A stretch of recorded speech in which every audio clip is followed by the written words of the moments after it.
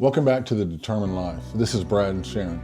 And today we want to share a concept that I wish I'd have known this earlier. Something that we can use on decision making and problem solving that it's like somebody turned the light on and I've been stumbling around in this room and finally saw what was going on. And I learned this, 2 weeks ago maybe? So we learned a simple principle. It's called the rule of 3. And before you think it's a productivity hack, stick with us because this is something you can cut right through the overthinking of problems and get right to the point in just 1 minute. Here's what typically happens whenever you face a problem. We think about it, we mull over it, we analyze it from every angle, we make lists, we weigh the pros and cons, we ask everyone's opinion. Sound familiar? But here's the trap. The more that we think about it, the more that we become emotionally invested in certain solutions. We start justifying our thinking. We build an elaborate case of why option A is better than option B, or option C is better than option D. And somewhere in that noise, our initial gut instinct, that first clear thought, gets completely drowned out. There's actually a concept from the book Blink that's called thin slicing. Now, thin slicing is about how our brains can make incredibly quick decisions in just the blink of an eye, using just thin slices of information. It's really amazing. Our unconscious mind processes patterns and arrives at conclusions faster than our conscious mind can explain it. But what do? We override that decision with endless deliberation. We pile on excuses and opinions of what I call procrastination process, the thing we embrace when we don't actually know how to move forward. So here's the rule of 3, and it is beautiful. When you face a problem, you give yourself 1 minute, that's 60 seconds, to come up with 3 remedies. No explanation, no justification, no buts, no emotion, no feeling, nothing. 1 minute, 3 answers. That's it. And understand here, the time constraint is crucial. You don't have time to be afraid of being wrong. You don't have time to worry about hurting someone else's feelings. You don't have time to worry about being misunderstood. You just have to answer fast. That place of thin slicing, that instant recognition that your brain has already made. Let's give you a real example. The morning he asked me about what are the 3 things we could do to make our podcast viral so everybody would see it. Ask me.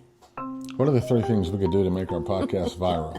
And I came up with 3 things. Number 1, we need to be real. Number 2, we need to market the real. And number 3, we need to live the real. We need to live the real. Daily. That's it. 15 seconds maybe. That was exactly what we needed. It got through all the talk, all the strategizing, all the deliberation that we've been going through for weeks. Be real, market it, live it. Simple, clear, and accountable. And here's another one. Lately, he's been struggling with his diet. And he knows it's off track. And so he point blank asks me this question. Well, my excuses have been maybe I do it Monday. Maybe I need to take a sabbatical and rethink all this kind of thing. So I said to her, Sharon, let's use this principle. Why is my diet so bad? Why am I gaining a bit of weight when I don't want to? So tell me 3 things that I need to do. And she said it so quickly that I didn't want her to say it so quickly. And it was a bit brutal, but it was the truth. And the answer was, you have really poor eating habits. Number 2, you're unaware that you have poor eating habits. And number 3, treat yourself with more respect. Wow. No sugarcoating. This could be brutal at times, but that's okay. But think about it. No complex meal plans, no calories counting apps, no latest diet trend, no watching the YouTube guys that are telling you what to eat, what tonight, some magic berry from the rainforest. Not a shot. Just brutal, honest truth that she delivered to me in 3 seconds. And I gotta tell you guys, if we wouldn't have practiced this, she probably wouldn't have said it to me. But I said, Sharon, tell me now, go. Number 1. Number 2, Number 3, and she did it. So the first one names the problem. The second one acknowledges the problem. And the third one, that is the true heart of it. Treating yourself with more respect is going to remind you to be aware that sometimes you don't make great choices in food. So why does this work? First, the time limit forces you to get past your defenses. You can't craft a careful, diplomatic answer in 60 seconds. You just can't. You have to access that thin slice thinking, which is the instant knowing that you already know. Secondly, requiring 3 answers stops you from going to that obvious, safe, first response. But it also doesn't overwhelm you with a dozen thoughts going through your head. 3 is specific enough to be actionable, but broad enough to cover essential territory. Third, removing explanations and justification strips away the emotional baggage. I'm not defending the answer anymore. I'm not building a case. I'm just starting to see it for what it is. I eat wrong. I need to change it.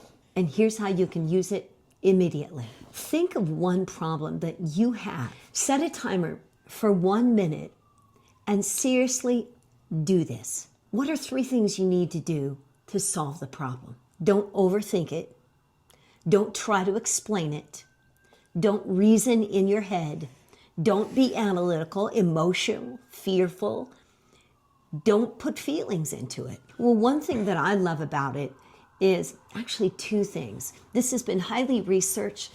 80% of the time, you come up with that first answer.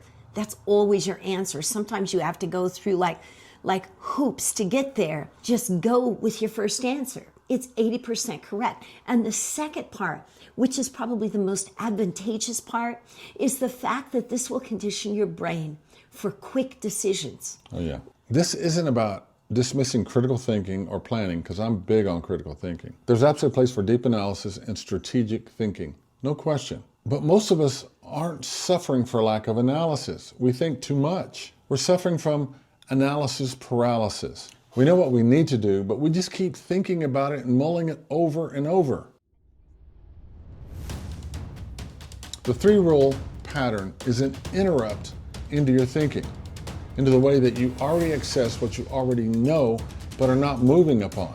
And you have to remember, Brad, that this is an age of high information. And the more information that's given to you, the more confused. It's like mental gymnastics. Yeah. So here's your challenge for this week. Every time you catch yourself needing to make a decision, you know the problem, set your timer, and come up with 3 remedies within that 60 seconds. It's got to be 60 seconds, Sharon. I mean, you can't deliberate, you can't overthink, you got to boom, go for it. No justification required. Start with small things, small problems. Time it, because the time constraint is critical. It's critical, because you can't thin slice if you overthink. So for example, what are the 3 things cluttering your life this week? How do I want to treat my friends? How do I want to look at my life? How do I want to work out? How do I want to diet?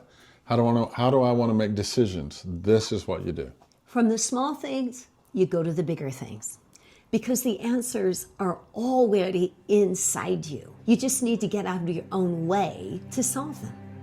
That's today's episode. We hope that you've enjoyed it. This is The Determined Life. If what we said resonates with you, like and subscribe, and reach out to us and tell us how you use the rule of 3 to solve problems that have been in your life for weeks, days, months, or years. And remember, stay determined.